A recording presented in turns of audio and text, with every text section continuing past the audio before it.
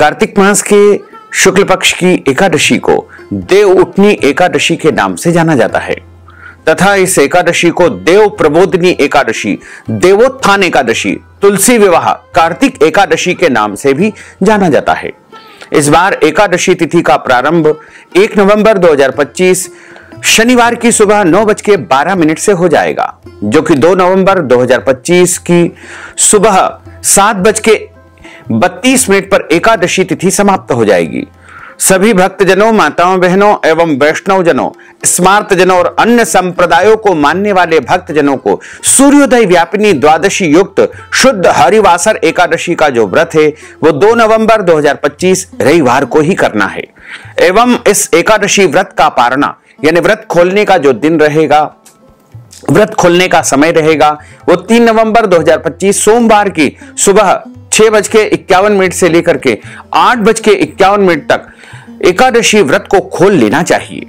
देव उठते ही चातुर्मास समाप्त हो जाएगा और शादी विवाह सहित अन्य मांगलिक कार्यक्रम प्रारंभ हो जाएंगे।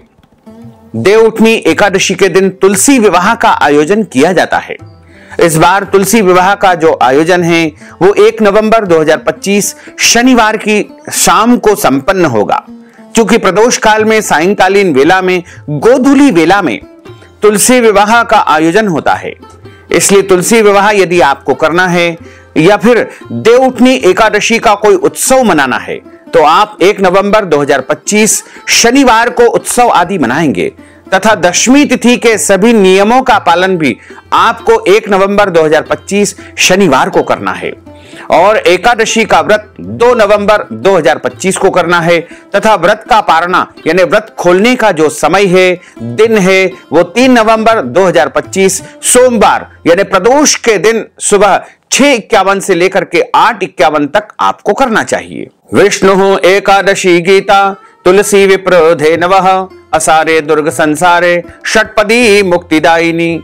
भगवान श्री हरि विष्णु जी का पूजन करना, एकादशी का व्रत रखना, गीता जी का पाठ करना, तुलसी जी का पूजन एवं दर्शन करना, ब्राह्मण देवताओं की सेवा करना, उनको दान करना, उनको भोजन करवाना, गौ माता की रक्षा और सेवा करना, ये 6 कार्य इस कठिन संसार सागर को पार करने हेतु मोक्षदायक, मुक्तिदायक बताए गए हैं।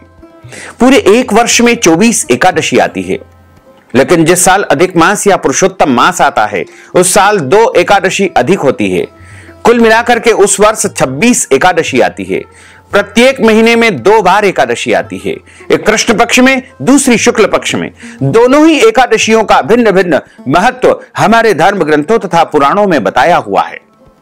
एकादशी का व्रत भगवान श्री हरि लक्ष्मी नारायण जी का परम प्रिय व्रत है और एकादशी का व्रत करने से मनुष्यों के कई जन्मों के पाप जड़ से नष्ट हो जाते हैं तथा उनके पुण्यों का उदय होता है।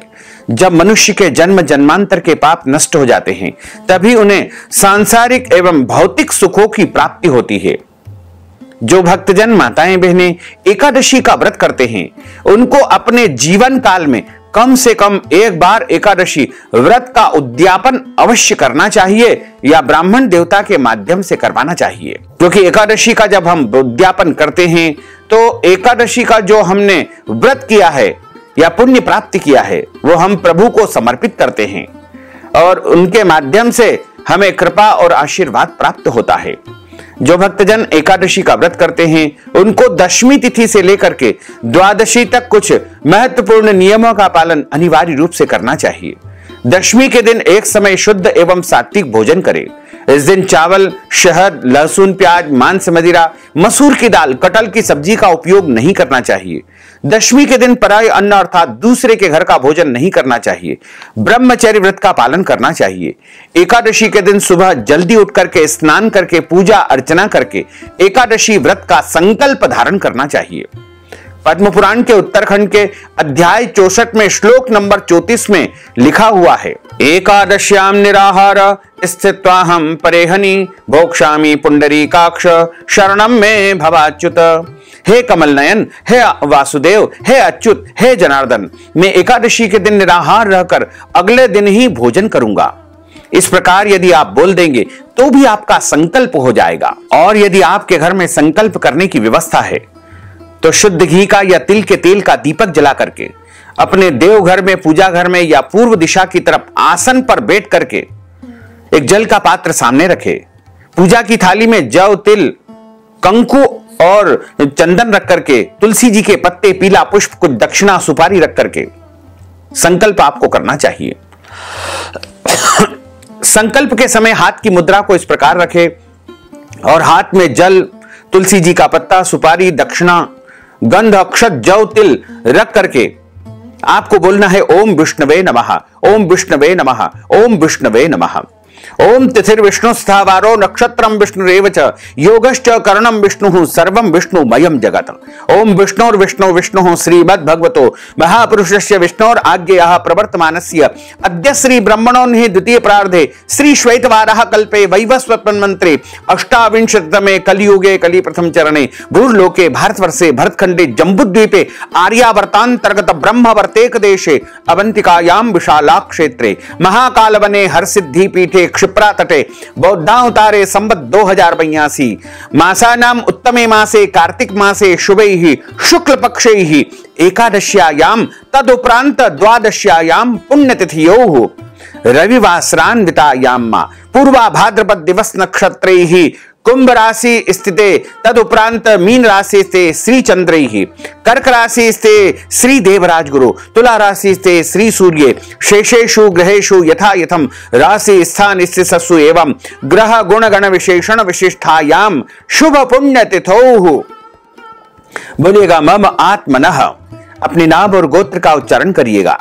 सपरिवारस्य सकुटुंबस्य जनानाम आयु आरोग्य ऐश्वर्य अभिवृद्ध्यर्थम अप्राप्त लक्ष्मी प्राप्त्यर्थम प्राप्त लक्ष्म्योश्च चिरकाल संरक्षणार्थम सकल मन इच्छित कामना संसिद्ध्यर्थम लोके सभायां राजद्वारे व्यापारे कृषि कार्ये सेवा कार्ये यश विजय लाभादि प्राप्त्यर्थम मम इह जन्मनि जन्मांतरे वा सकल दुरितोपशमनार्थम आदिदेविक आदिभौतिक आध्यात्मिक त्रिविध तापोपशमनार्थम वात पित्त कफ जन दोष परिहारार्थम आदित्याद्यावाहित नवग्रह देवताः प्रसन्नार्थम सर्व देवताः प्रसन्नार्थम भगवते श्री लक्ष्मी नारायण देवता प्रीत्यर्थंच अद्य दिवसे ही देवोत्थान एकादशी व्रत कर्माहम करिष्ये।